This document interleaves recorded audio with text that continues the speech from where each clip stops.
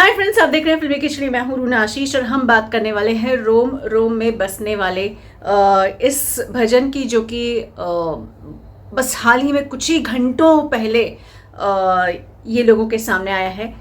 Music पाई spiritual, जो कि chocolate पाई का ही जो चैनल है, जो कि स्पिरिचुअल सॉन्ग्स लेकर आता है, स्पिरिचुअल भजन लेके आता है या स्तोत्र लेके आता है। ये इस पर पवनदीप और राहुल दयाल की तरफ से आया हुआ है। सर्टनली गायक जो है वो राहुल दयाल है और जो म्यूज़िक दे रहे हैं वो भी राहुल का है। ऐसे में पवनदीप तबला और ढोलक, ये डिपार्टमेंट पवनदीप का है और ये वाला जो भजन है ये आया है। फ्रेंड्स, मैं आपको ऑलरेडी अपनी पुरानी स्टोरी में बता चुकी हूँ कि मैं बड़ी चौंक गई थी यार कि ये साहिर लुधियानवी साहब का लिखा हुआ गाना पवनदीप उसमें क्या कर रहा है, राहुल दयाल इसका क्या कर रहा है। तो जैसे मैंने सोचा था लगभग वैसा ही हुआ है। साहिर लुधियानवी साहब की बहुत पुरानी एक फिल्म नील कमल, जिसमें ये गाना आया था, आशा भोसले जी ने गाया था और वहीदा रहमान और मनोज कुमार, उनकी ये फिल्म है। तो तब ये गाना बनाया गया था और उसी भजन को अब कुछ नए तरीके से लाकर, बनाकर, स्वरूप में बदलाव करके आपके सामने लाया गया है। फ्रेंड्स, सच बोलूँ तो ये जो रिक्रिएटेड सॉन्ग्स रहते हैं, ये I am not a very big fan of such songs.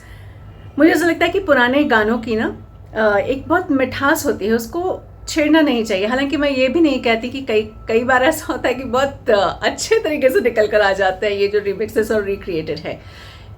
At the same time जब कोई भजन नया व्यक्ति लेकर आता है तो उसकी मिठास बहुत अलग होती है। इसलिए जितने भी भजन या स्तुति गान या स्तोत्र होते हैं उनको हमेशा अलग अलग आवाज़ में सुनना मुझे बहुत अच्छा लगता है। और शायद यही हुआ है कि जब मैं ये वाला रोम रोम में बसने वाले गाना राहुल की आवाज़ में सुन रही थी तो मुझे अच्छा लग रहा था, क्योंकि क्या होता है, हर समय का अपनी एक आवाज़ होती है, हर जनरेशन की अपनी एक स्टाइल ऑफ सिंगिंग होती है।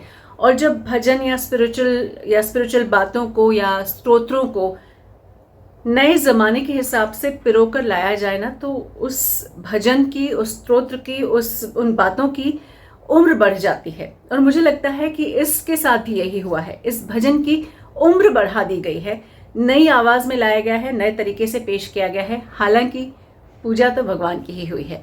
तो भजन मुझे तो बहुत अच्छा लगा है, राहुल दयाल की आवाज़ भी अच्छी लगी। डेफिनेटली मेरा my heart was going out everything for Pavan. I said Pavan ने अच्छा ढोलक बजाया है। मुझे उसमें इनफैक्ट जो संतूर की तरह से कुछ आवाज़ आ रही थी, मुझे वो भी बहुत अच्छी लगी है। सो सुनिए ज़रूर, बहुत अच्छा है, बहुत शांति से गाया है ये वाला भजन, जो बड़े दिल से, जैसे बोलते हैं ना, आप मन ही मन भगवान की प्रार्थना जब कर रहे होते हैं तो कैसे लगता है कि आप ऐसे हौले हौले से गाते हैं। लगभग वैसा सा ही इसका म्यूज़िक भी है और गाया भी उसी तरीके से।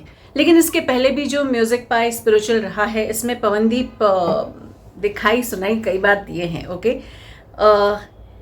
हे दुख भंजन, ये वाला जब भक्ति गीत आया था तब उसमें एक अतिरिक्त आवाज़ थी, एक एडिशनल आवाज़ थी, जिसमें कि पवन की आवाज़ थी उसमें। और उसी भक्ति गीत में प्रोग्रामिंग भी थी पवन की और तबला और ढोलक भी था पवन का। तो अगर अभी टाइम है तो एक बार फिर से रिविजिट कीजिए और सुन लीजिए पवन की एक और एक्स्ट्रा आवाज़ को, जो इस भक्ति गीत में दी गई थी।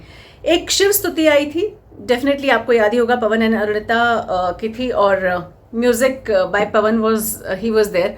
फ्रेंड्स, ये तो कुछ एक बातें हैं जो मैं बता रही हूँ, लेकिन एट द सेम टाइम आने वाले दिनों में आपको एक और चीज़ बता रही हूँ। आरती कुंज बिहार की, जो कि 17 दिसंबर को आपके सामने आने वाला है, उसमें स्ट्रिंग्स एंड गिटार पवनदीप का है। तो 17th का भी मुझे इंतज़ार है।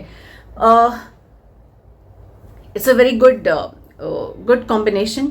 जैसा कि मैंने पहले भी कहा है, जब भी आप भक्ति गीत को नए तरीके से लोगों के सामने लाते हैं, उस गीत की, उस भजन की, उस स्तोत्र की दुनिया बदल जाती है, पीढ़ियां बदल जाती है और एक बार फिर से उसको नई उम्र लग जाती है। मुझे अच्छा लगा है भजन, ज़रा आप भी सुनिए और आप अपनी राय लिखकर बताइए। जय हिंद।